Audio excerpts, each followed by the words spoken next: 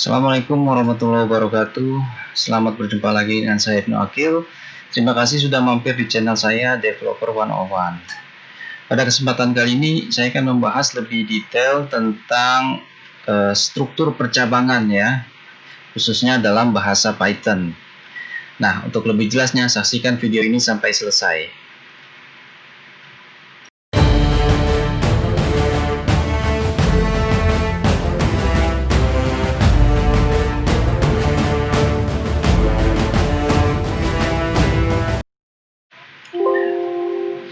Oke, baik. Di sini kita akan bahas mengenai struktur percabangan ya. Jadi struktur percabangan ini masuk di dalam control flow ya, yang merupakan salah satu gramatika dari bahasa pemrograman ya. Ada sequence, terus decision dan looping ya. Semuanya adalah control flow. Nah, kita mulai dari struktur percabangan yang sederhana sampai yang cukup kompleks gitu ya. Nah, topik yang akan kita bahas di sini adalah pertama if yang sederhana, hanya if ya. Kemudian ada if else, kemudian ada if, elif, dan else ya. Jadi kita langsung menggunakan bahasa Python di sini ya. Kemudian ada nested if dan ada switch case, bentuk lain dari control flow ya, switch case. Nah, ini adalah bentuk if yang sederhana. Kita lihat dari pseudocode-nya ya. Pertama, masukkan nilai gitu ya. Kemudian langkah selanjutnya, jika nilai lebih besar atau sama dengan 70, kemudian maka cetak selamat, Anda lulus.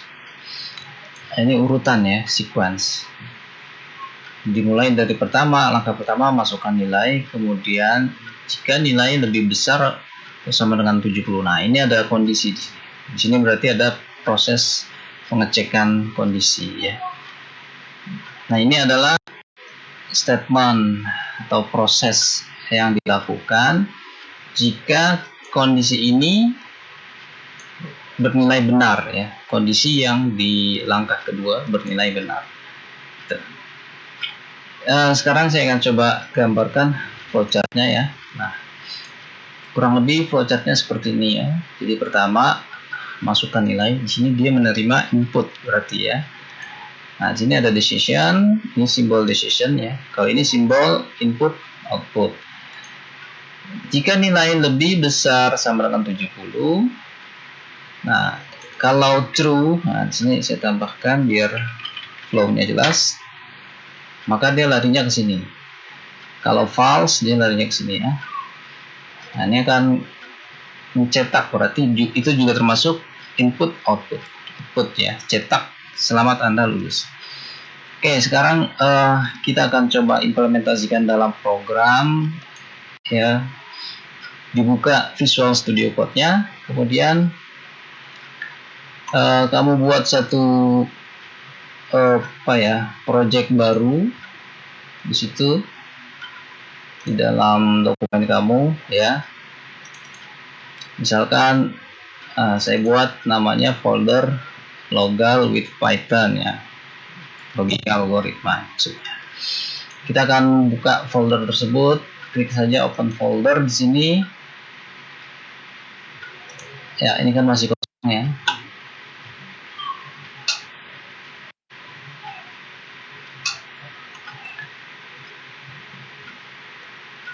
Oke, kemudian kita buat satu file baru.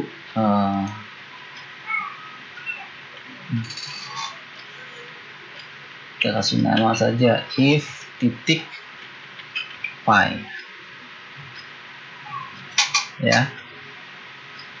Yang pertama kita lihat lagi ke flowchartnya ya. Di sini ada input, masukkan nilai.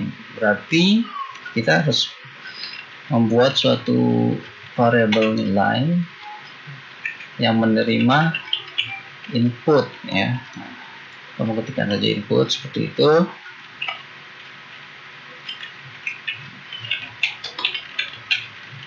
ya.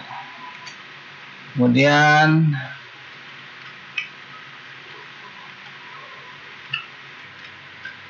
kemudian ketikkan seperti ini ya, player. Jadi if nilai lebih besar atau sama dengan 70 ya, print selamat Anda lulus ya. Sebelum di running kita tambahkan dulu config di sini ya. Add configuration, debug configurationnya pilih Python file ya. Jadi dia nanti langsung bisa di running tanpa meminta debug terus-terusan ya. Nah, baru bisa kita run start debugging ya. Perhatikan di bagian bawah terminal maksudnya. Nah, masukkan nilai sini, misalkan saya kasih 85, enter. Selamat Anda lulus ya. Jadi sesuai dengan kondisinya ya, 85 lebih besar dari 70, print selamat Anda lulus. Nah, di sini perhatikan bahwa 70 saya kasih tanda kutip 2 ya, supaya sesuai, karena di sini nilai ini tipenya string ya. Jadi 70-nya juga string. Kalau 70-nya tidak ada kutip, nanti dia tidak kompatibel nih, karena string dengan integer ya. Ini bisa terjadi error kalau di running.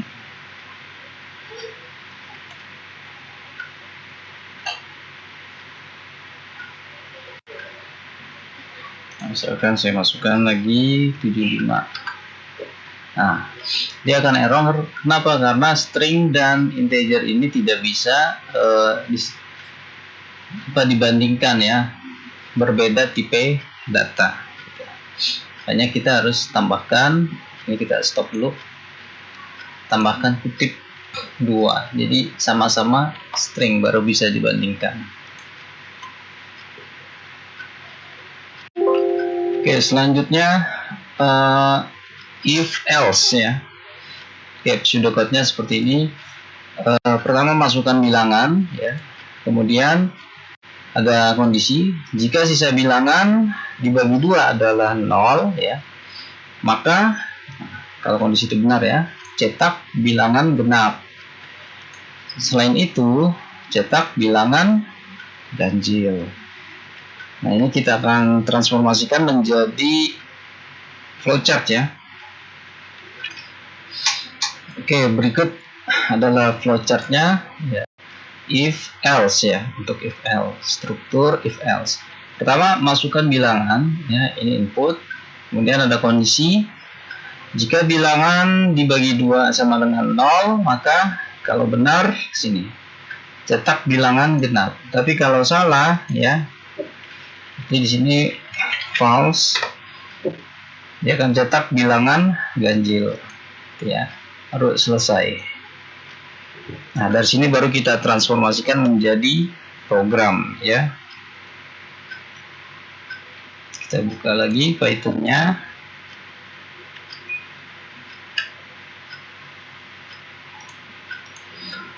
Sini kita buat file baru saja ya, supaya tidak terganggu contoh-contoh yang sudah ada.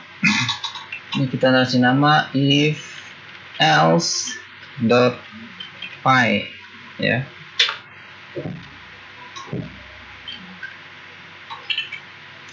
Di sini pertama input ya. Input bilangan, kita buat bilangan sama dengan, nah ada cara yang mudah untuk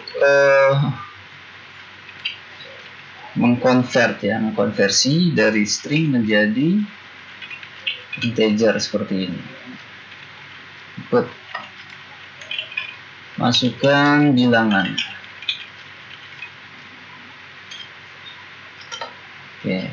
Jadi ini langsung dikonversi jadi integer. If, nah sekarang kita belajar operator nih ya, operator di dalam bahasa Python. Kalau sisa hasil bilangan dia pakai persen ya.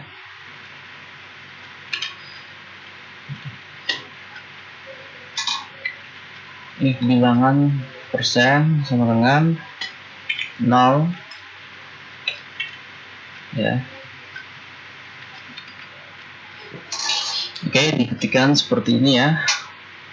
If bilangan persen 2 sama dengan 0 ya. Artinya jika bilangan dibagi 2, sisa bilangan ya, sisa baginya sama dengan 0, print bilangan adalah genap, else print bilangan adalah ganjil.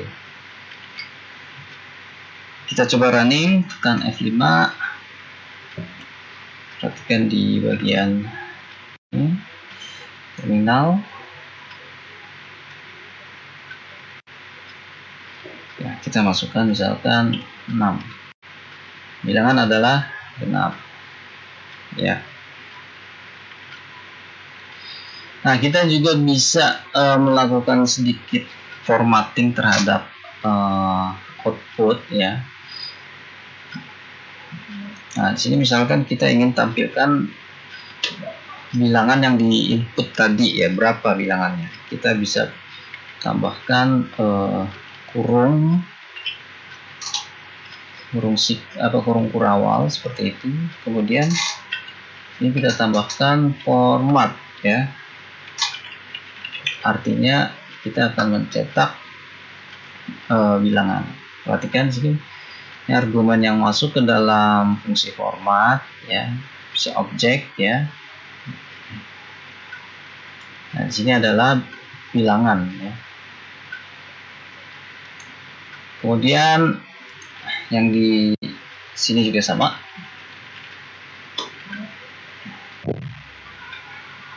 Kita tambahkan format.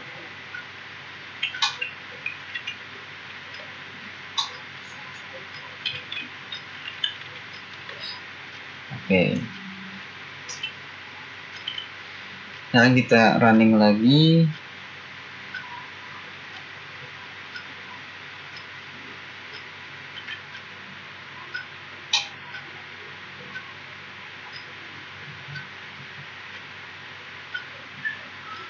Saya masukkan 5 misalkan.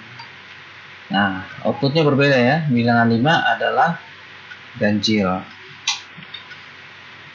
Oke, itu kalau kita mau memformat. Jadi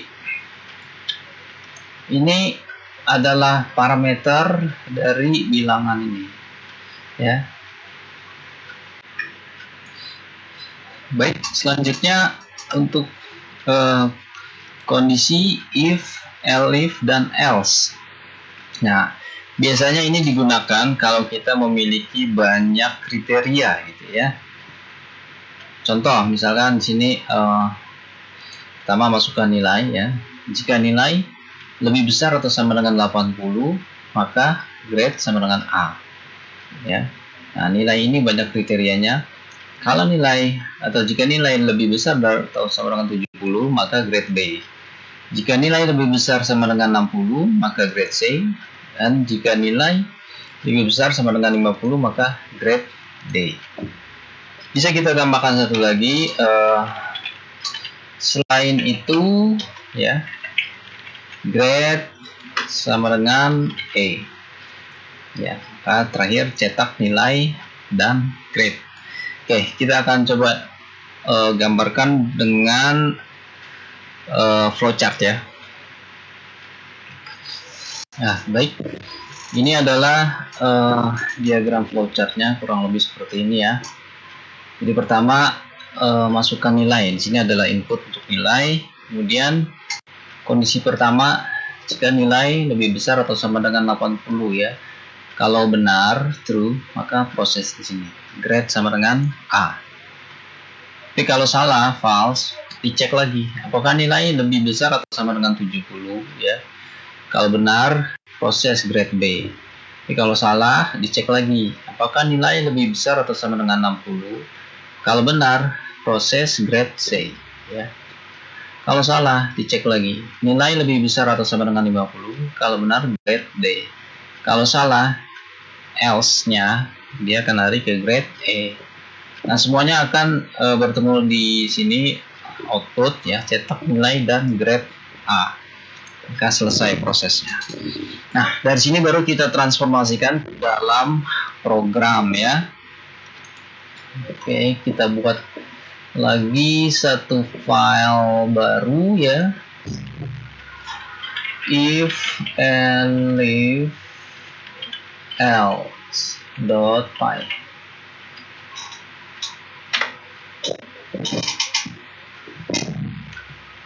Pertama kita kasih variabel nilai, langsung di convert aja ya jadi integer input.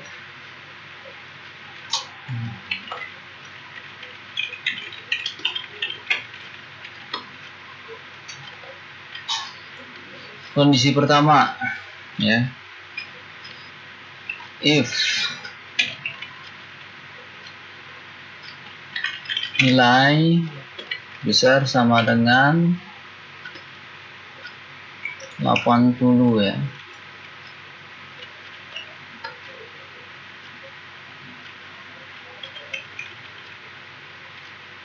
Grade sama dengan A.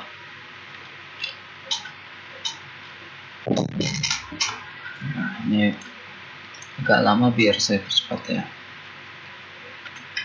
Oke, baik. Ini kode lengkapnya seperti ini ya, bisa dilihat. Pertama masukkan nilai, kemudian ada pengecekan nilai lebih besar sama dengan 80, maka grade-nya A. Elif nilai lebih besar sama dengan 70, maka grade-nya B. Elif nilai lebih besar sama dengan 60, maka grade-nya C. Elif nilai lebih besar sama dengan 60. Oh, ini salah nih. Harusnya jangan 60 juga ya. Ini 50. Grade sama dengan E. Maksud saya D dulu nih. D baru E ya. Oke, sekarang kita coba running ya. Tekan saja F5. Ketikkan di bawah.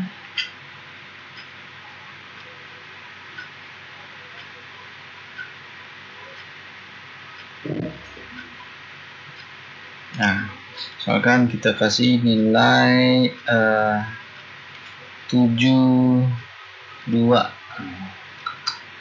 Nah, nilai 72 masuk dalam grade B. Benarkah nilai 72 masuk dalam grade B? Ya. Oke, karena termasuk di nilai lebih besar atau sama dengan 70 ya. Tetapi masih di bawah 80, maka dia masuknya dalam grade B ya. Kita coba lagi. Sekarang kalau grade-nya kita coba supaya dapat grade E ya. Kira-kira berapa nih? Berarti harus di bawah 50 ya. Misalkan 49. Ya, 49 dapat grade E. Oke, itu untuk if, elif ya, dan else. Jadi bisa banyak kriteria di sini.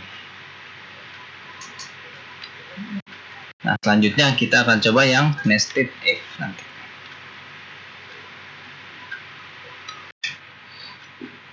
Oke, untuk yang nested if langsung aja kita praktekkan ya. Buat file baru namanya nestedif.py. Oke, sini kita akan coba menerima input sini. Oke, kita misalkan akan menerima 2 input di sini ya. Oke, begini untuk lengkapnya kodenya ya. Kita lihat lebih jelas. Pertama, programnya saya ganti jadi program studi ya. Masukkan program studi ABC. Itu pilihannya nanti biar user tahu. Kemudian masukkan jenjang 1, 2, atau 3. Nah, ini contoh untuk nested if ya. Yang pertama dia mengecek program studinya dulu ya. Kalau program studinya A, maka dia akan cek lagi jenjangnya apa gitu ya. Kalau jenjangnya 1 berarti dia diploma untuk program studinya teknologi informatika ya, jenjang diploma. Kalau jenjang 2 berarti program studi A itu teknologi informatika jenjang sarjana. Else berarti jenjangnya magister ya. Kalau dia 3 ya. Nah, untuk program studi B ya, itu adalah sistem informasi. Kemudian dicek jenjangnya. Kalau 1 jenjang diploma, kalau 2 jenjang sarjana, 3 jenjang magister. Else, nah berarti yang C ya, selain A, B berarti C. C itu ilmu komputer misalkan. Kemudian dicek lagi jenjangnya. If jenjang sama dengan 1 berarti jenjang diploma, jenjang sama dengan 2 jenjang sarjana. Selain itu 3 ya, berarti jenjang magister. Sekarang kita akan running ya.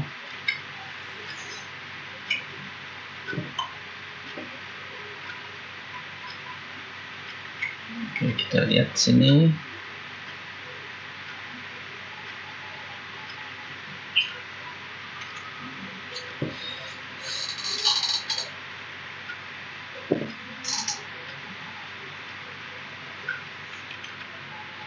Nah, dia di sini yang pertama masukkan program studi. Hurufnya harus sesuai ya, huruf besar dan kecilnya, karena di sini pilihannya besar tadi. Misalkan saya masukkan B, kemudian minta jenjang, kita masukkan misalkan 1. Kalau B program studinya apa, kemudian jenjangnya 1 adalah diploma ya. Oke, B adalah sistem informasi tadi ya, jenjang diploma. Kita coba lagi dengan pilihan yang lain.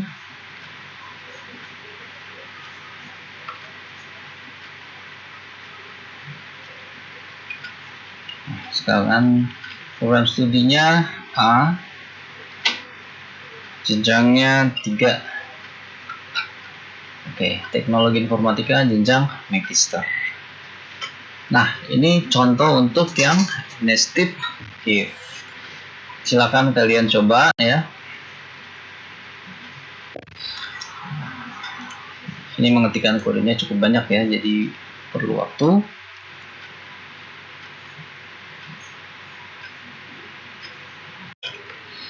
Oke, selanjutnya untuk switch case kita coba buat file baru ya.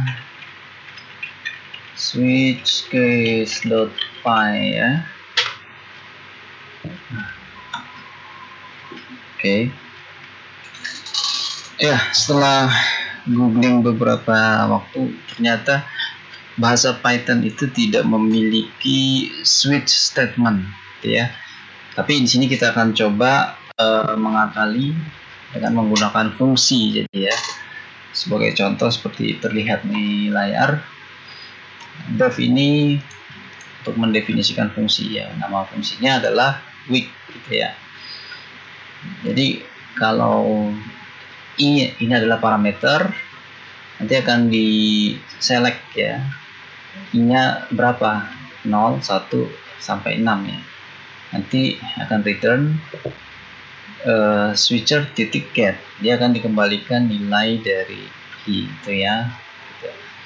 Nah, kemudian baru dicetak gitu ya, dicetak week, ini nama fungsinya, parameternya kita kasih 1. Jadi 1 ini seharusnya adalah Monday ya. Kita akan coba running. Oke, di layar saya clear screen dulu ya.